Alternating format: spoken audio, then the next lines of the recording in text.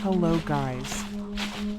Today we're wandering in Schuylkill County to find and explore some suspicious abandoned structures I have marked on Google Maps. As usual, I know nothing about places I'm going to, and it makes them much interesting and attractive. The weather is perfect for long hikes, therefore guys, be prepared for a long day searching and exploring. It's going to be a 7 miles or so hike. Not too much, of course, nevertheless we will discover something incredible, I'm sure. Well, finally, I found a place to leave my car safe, and now I'm walking up to the first location on my trail today. Honestly, I was expecting to find this place fenced and surrounded with no trespassing posters. But I don't see anything like that. It has appeared as a disused broadcast relay station of a local TV cable company. Well, what we can see here. This is 3 parabolic receiving antennas on the ground. They were used to receive signals from the satellites. The tower equipped with dozen antennas of different frequencies and purposes. I'm not going to tell you about variety of antennas, it hardly will be interesting. This modest shack was used to accommodate tons of electronic equipment like high-frequency and ultra-high-frequency transmitters, satellite receivers, repeaters, at least 1 meter range TV transmitter. I don't know exactly why this station was abandoned. Probably a company which owned it was affected by expansion of internet streaming services. It's pretty sad. I remember I used to work at similar station many years ago. Now I'm the way to second location. On the detailed aerial photos, it looked like a long trench going from concrete ruins. Have no idea what it may be. To reach that place, I have to walk uphill through this rocky terrain. In the summer heat wave, this hike may appear pretty challenging. Yeah, first find.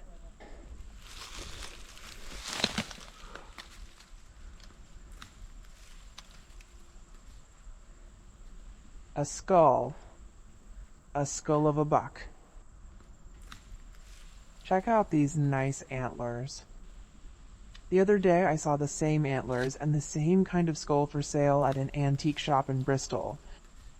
Turns out someone actually buys this stuff. Pretty cool. I guess we could take it with us. And think later what I can do with it. What do you think? Should we take it? Let's take it. Looking ahead, I'll tell that I used the skull as part of my witch costume for the Celtic Festival in New Jersey last October, and for Renaissance Fair as well. I wonder who ate him. What do you think? Leave your version in the comments. In an hour of hiking through windthrow and tall thickets, I eventually reached the second location. Its purpose left me puzzled, but I'm sure those abandoned structures were a legacy of coal mining industry which had flourished here a century ago.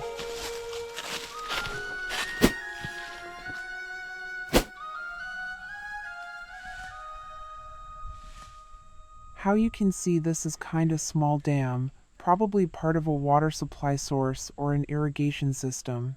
Its outlet connected to the system of concrete chutes. Some of them are filled with water. Part of chutes is pretty big, and their total length is around 2 miles. I posted photos of these bizarre structures in my Facebook group, but nobody could provide clear explanations what it might be. If you guys can, let me know in the comments, please. Imagine, guys, clearing out this chute in winter, flooding it with water, and sledding down here. That would be one hell of a bobsled ride. Just imagine how much fun it would be to slide from the top. And to fly down there, guys, that would be really cool. That's scary to imagine. Okay, keep going ahead. My trail forward ran along a stripping mine where I found an open slope mine, but I don't show it in the video to keep its entrance in the secret. A part of that mine I stumbled upon two more interesting historical spots, bootleg coal shafts. The area you and I exploring today was one of the centers of confrontation between bootleg miners and the government before Second World War. In those years, bootleggers fought for their right to become legal, and since then these lands are scattered with numerous bootlegger mines. Thousands miners were involved in the confrontation that took more than 20 years with varying success. If you want to learn more about that war, you can find this book in Barnes & Noble bookstore in the local history department. Pretty good historical reading with tons of interesting facts. I was lucky to come across it just after this hike.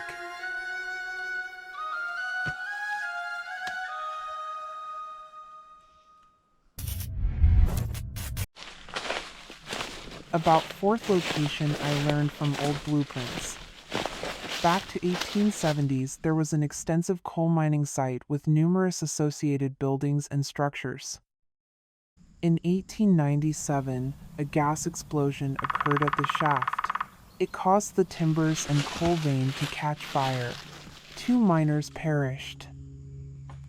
The colliery was closed in 1920s and all buildings were torn down years later. Only this giant structure, the rusted headframe above the main shaft, survived.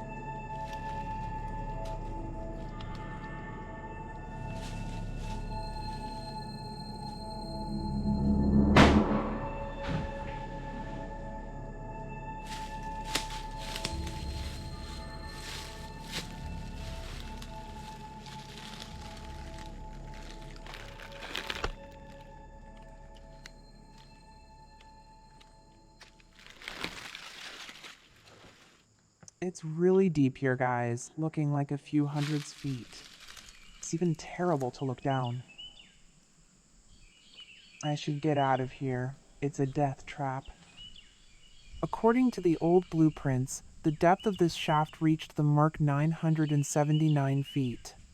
This is more than 3 times the height of the Statue of Liberty, which is 305 feet, and almost equal the height of the Eiffel Tower, more than 1,000 feet. This tiny scared bacteria on the top of the abyss is me. Just to show you guys comparison between human body size and the depth of the shaft. I wouldn't recommend hanging around this place.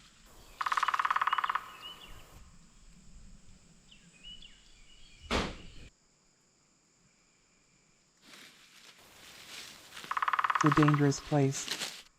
It's horrible to imagine the distance to the bottom. The shaft was last abandoned structure to explore today.